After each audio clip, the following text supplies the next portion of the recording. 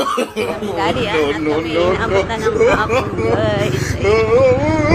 Daddy, kasi nauuna na siya.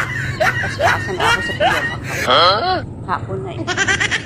Hihirap namin ipagkaganyan ng hapon. At marami pa mga pinapamili. Laging nagbilag-bilaw. Yag-yag sa paglalakad. Ayan, tapos kalat-kalat pa ang pinamili. Dadaanan pa namin isa-isa yung aming mga pinamili. Ayan. Oh, ayan.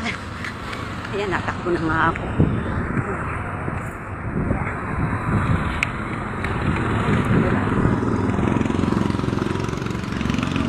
Ayan, habol ang oras.